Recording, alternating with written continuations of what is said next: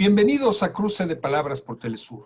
Soy Luis Hernández Navarro y para conversar sobre la migración y las elecciones en Estados Unidos está con nosotros la periodista Maya Averbuch.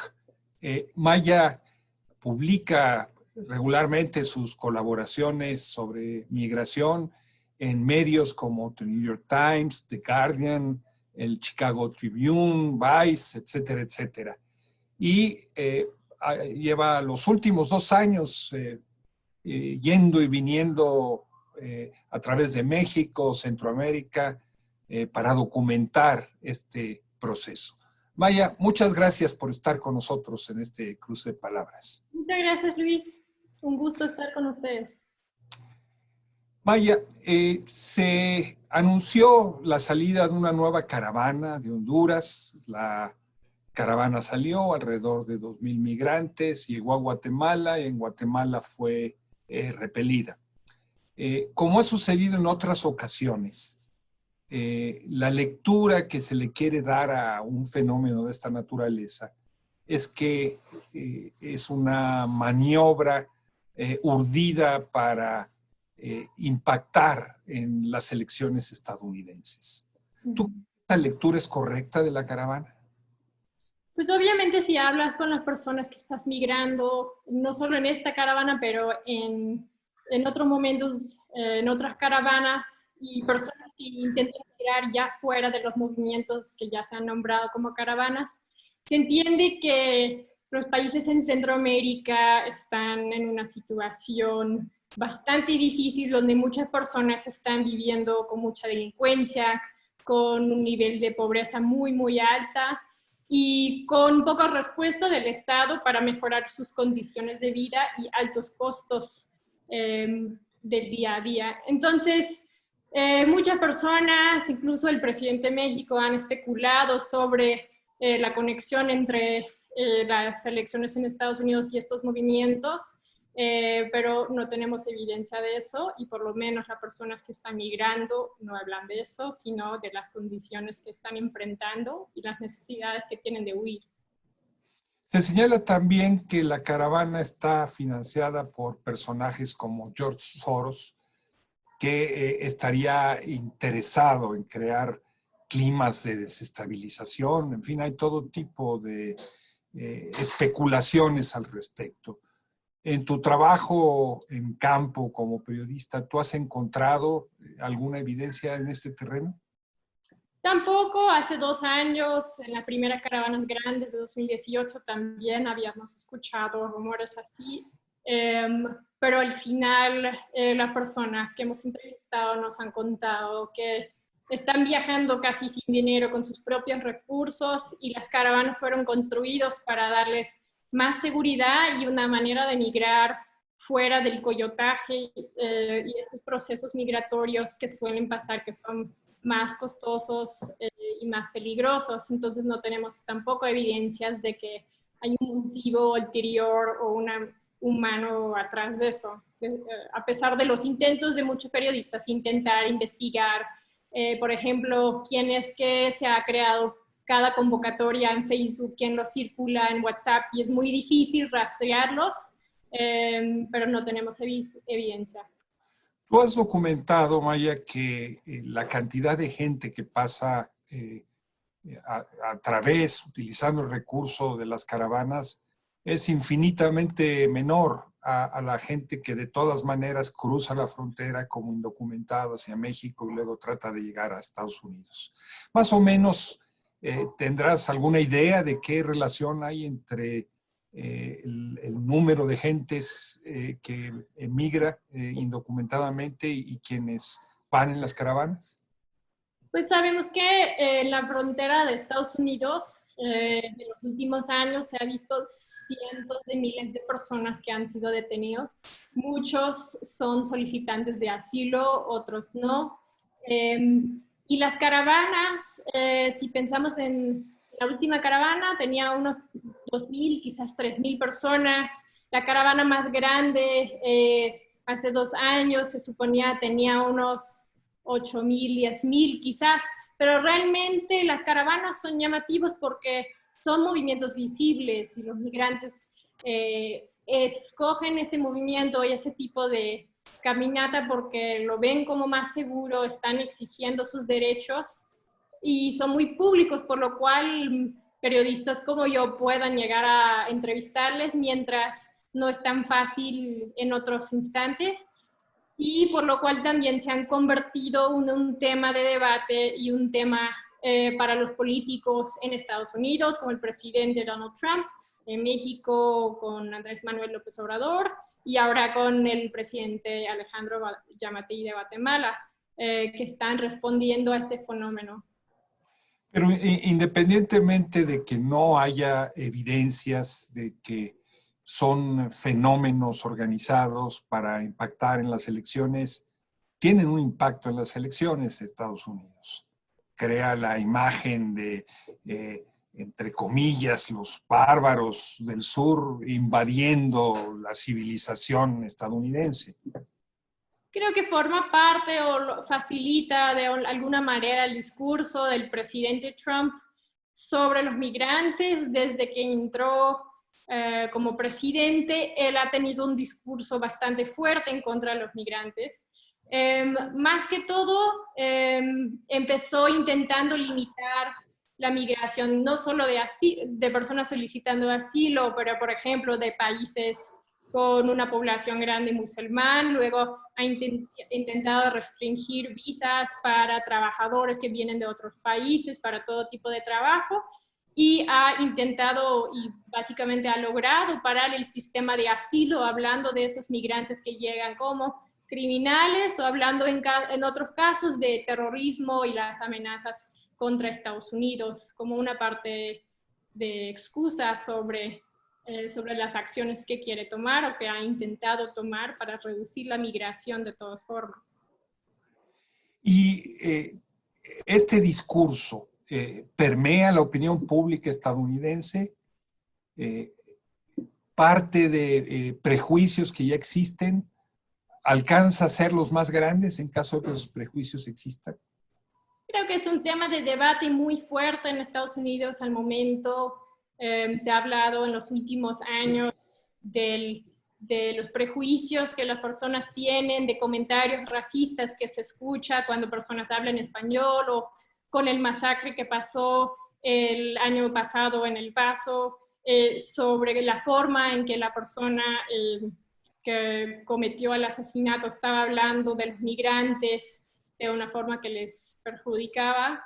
Entonces sí, como hablamos de la forma en que el lenguaje del presidente está reflejado en los comentarios de otras personas, pero es difícil decir que él es la causa. Solo podemos decir que sí, Estados Unidos tiene una población muy dividida en cuestiones de sus opiniones sobre la migración y sus opiniones sobre si las acciones del presidente han sido buenos o han sido malos. Pero curiosamente, Maya, Estados Unidos es un país de migrantes, formado por distintas generaciones de irlandeses, polacos, alemanes. ¿Cómo explicarnos ese sentimiento racista? Pero no hay solo una causa, creo que es muy difícil. Unos 13 o 14% de la población en Estados Unidos es personas migrantes, forman una parte fundamental de la sociedad. Pero también se ha hablado de la forma en que cuando las personas se estresan por temas económicos o por otras cuestiones, hay un rencor hacia el otro, hacia la persona que piensas quizás podría estar quitando tu trabajo o que está cambiando la cultura del lugar. Y estas son algunas de las conversaciones que se está escuchando ahora en Estados Unidos. Maya, ¿hay diferencias en los distintos partidos políticos en el marco de la campaña sobre qué hacer con los migrantes? Por supuesto. Si empezamos con Joe Biden, que es el candidato demócrata, él es muy conocido porque él era el vicepresidente de Barack Obama, y por eso se habla de lo que hizo él durante esos años que Obama estaba en el poder. Hace unos días sacó una propuesta de lo que haría él si fuera elegido como presidente, hablando en parte sobre lo que él llama sus éxitos durante la administración de Obama. Quiere decir programas para prevenir la migración y invertir en Centroamérica, dando dinero para intentar prevenir que haya tanta migración. Por el otro lado, también se ha hablado, él ha dicho que quiere retroceder los nuevas leyes que ha implementado Donald Trump, como para quitar el asilo, para poner en riesgo poblaciones como los Dreamers, para limitar la migración de muchos países. Ha prometido en sus primeros 100 días que va a cambiar mucho de lo que ha hecho Trump en términos de la migración. Sabemos que Trump, por el otro lado... ¿Te parece, Maya, si antes de abordar la posición de Trump, vamos a una pequeña pausa? Claro. No se vayan, amigos, amigas. Volvemos en muy breves instantes.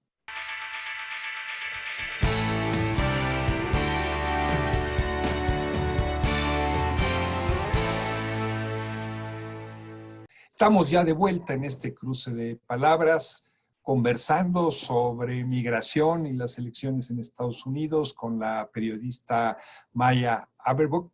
Ella ha trabajado extensamente el tema de la migración en México y Centroamérica a lo largo de los últimos 2 años y sus publicaciones han aparecido en medios como The New York Times, The Guardian, Vice, etcétera, etcétera. Maya, te interrumpí hace un momento, nos estabas explicando la posición del presidente Donald Trump sobre migración en el marco de la campaña electoral, en contraste con lo que nos habías dicho que es la posición de Biden. Pues lo que estaba comentando es que Trump obviamente ha dicho que él quiere proteger a los trabajadores estadounidenses, por lo cual ha tomado acciones para limitar la migración, para intentar evadir que empresas, por ejemplo, contraten extranjeros para posiciones, sea para construcción, sea para estudios científicos. Ha intentado frenar y ha logrado durante la pandemia frenar procesos de asilo, que es algo histórico realmente. Y hemos visto, por ejemplo, que para el siguiente año ha reducido el número de refugiados de todo el mundo que va a poder llegar a Estados Unidos a un límite de 15,000, que es históricamente lo más bajo que ha sido. Entonces, podemos tomar esto como sus antecedentes y pensar que al futuro probablemente seguirá con esas estrategias. Maya, en los últimos años hemos visto y escuchado testimonios desgarradores sobre la migración, de niños separados de sus padres, de centros de detención que son prácticamente jaulas, de la migra llegando a casas de indocumentados que tienen ya años trabajando y llevándose a un padre, a una madre y dejando al resto de la familia allí. ¿Esas imágenes están presentes en la actual campaña electoral? Creo que definitivamente forman una parte importante de las propuestas de los distintos candidatos. En particular, la separación de padres de sus hijos en centros de detención, es algo que marcó mucho la presidencia de Trump. En parte porque era algo que algunas personas consideraban como inmoral. Y aunque todo el sistema de migratorio ha existido y la creación de ICE, la creación de centros de detención no es algo que forma parte del plan de presidente Trump, pero era algo que existía antes. Obviamente esas acciones que fueron tan llamativos y tan fuertes han hecho que la migración es una parte de su plataforma y una de las cosas que él puede decir, yo sí cambié esto definitivamente durante los últimos años. Maya, y hemos visto también la frustración de los que se ha llamado los Dreamers, ¿no? De los estudiantes migrantes o hijos de migrantes que tenían la esperanza de encontrar un futuro laboral promisorio a raíz de las amenazas de expulsión en su contra. Este asunto de los Dreamers, ¿cómo se está manejando en la campaña electoral?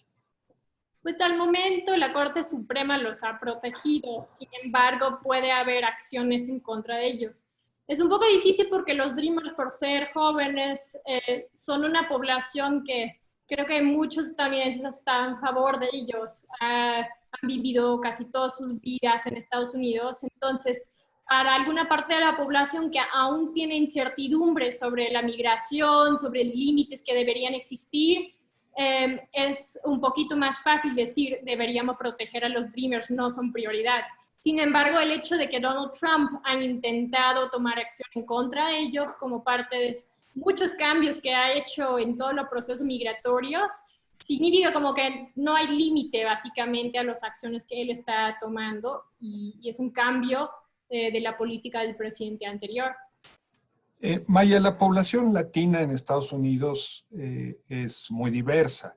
Encuentras allí desde los mexicanos o centroamericanos indocumentados hasta migrantes cubanos de ultraderecha. ¿Por quién van a votar los latinos en las próximas elecciones de Estados Unidos? Primero, creo que es importante decir que cuando hablamos de los latinos, no todos son migrantes, también son los hijos de los migrantes, personas que llevan generaciones en el país. Pero estaba leyendo varios informes que intentan tratar de ese tema y que han dicho que básicamente desde los años 70, 30% de la población latina ha votado por un presidente republicano. Entonces, pero que las causas son múltiples, que sí es una población muy diversa, que tiene que ver en parte con cuestiones de religión, por cuestiones de cómo eran los gobiernos, de dónde vinieron y su relación con estos gobiernos. Entonces, a veces la gente dice que es contradictorio, ¿cómo podrían votar para un republicano que tienen una posición tan fuerte hacia la migración? Pero vemos que es una población muy diversa, entonces la mayoría podrían votar por los demócratas, pero no estamos seguros qué va a pasar. ¿Y qué importancia tiene el voto latino en las próximas elecciones? ¿Es significativo a nivel nacional o varía regionalmente? Sí, es muy significativo. Obviamente en Estados Unidos el sistema electoral es muy basado en los estados que podrían cambiar de ser republicano a demócrata o al contrario, demócrata a republicano, que se nombren como swing states. Y los latinos forman una parte muy importante de esa población. Por ejemplo, en estados como Florida, donde no es claro aún los representantes que ya tienen que dar el voto representando la población para quién va a ir, y esto se determinará el día de la elección y por ser un año de pandemia, en los días después, porque también estamos hablando de que la gente va a mandar sus respuestas por correo. ¿Y asuntos como el de la relación con Cuba o con Venezuela marcan también la agenda electoral? Creo que lo marcan menos, pero definitivamente forman parte de cómo es que cada persona que forma parte del electorado va a votar y parte de sus decisiones en esta elección. ¿Y tú ves por parte de los gobiernos latinoamericanos alguna intención de influir a partir de las poblaciones de origen de sus países en estos comicios? Pues creo que Estados Unidos es un país tan grande con tantas distintas poblaciones que es difícil decir que algún país ajeno va a impactar en sus elecciones. Obviamente fue un tema de mucho debate con el caso de Rusia en los últimos años y muchos debates sobre el nivel de impacto que pueden haber tenido. Pero realmente la conversación en Estados Unidos ahora está enfocado en intentar buscar esa parte de la población que no ha decidido aún y tiene que decidir en los pocos días que quedan antes de la elección para quién va a votar. Cuando comenzó la epidemia de coronavirus, el presidente Donald Trump quiso asociar su expansión en Estados Unidos a la migración indocumentada. Obviamente no hay ninguna evidencia de que esto sea así, pero eso no importa a la hora de votar. ¿Tú crees que este prejuicio logró sentar sus reales ahí en la opinión pública estadounidense? Es difícil saber con cada persona qué información están recibiendo sobre la pandemia. Hay obviamente una parte de la población que no está a favor de ponerse tapabocas, está muy en contra de los cierres de negocios, de escuelas que han pasado, y otros que están diciendo tenemos tantas personas que ya han muerto, tenemos ahora un presidente que se contagió hace unos días, donde queda el límite porque es que Estados Unidos es el número 1 en el mundo en términos de contagios. Salió la noticia hace unos días que el vicepresidente había dicho que deberíamos cerrar la frontera al principio de la pandemia, aunque los expertos de salud le dijeron que realmente los migrantes no eran un peligro de contagio, los migrantes que estaban llegando desde afuera. Sin embargo, desde marzo no existe un sistema de asilo porque las personas intentan entregarse, son retornados de forma inmediata a México, a países en Centroamérica. Entonces sí vemos que la pandemia ha sido una excusa para fortalecer el programa antimigrante que ha tenido este gobierno. Maya, con el presidente Obama, tú nos explicabas, la política para los migrantes indocumentados no fue muy feliz. Hubieron una enorme cantidad de deportaciones. ¿Hace alguna diferencia para los migrantes el que en las próximas elecciones gane un republicano o un demócrata? Creo que yo no puedo hablar por cada persona migrante, cada persona tiene que, y su familia tienen que tomar sus decisiones sobre cómo van a votar. Sin embargo, creo que la política migratoria de Donald Trump que vemos al momento ha afectado a muchas partes de la población migrante, desde los migrantes indocumentados hasta los migrantes que tienen permiso para trabajo temporales, sea en el campo, en construcción o en ciencias, hasta personas que buscan traer sus familiares a ser residentes permanentes. Sin embargo, diría también que aún las cifras nos dicen que Obama deportó más personas que Trump. Entonces hay una cuestión del enfoque de los medios y también de cuál parte de los migrantes están en riesgo. Trump cuando entró dijo no voy a solo deportar a personas criminales, puede ser cualquier migrante que esté ahora en riesgo.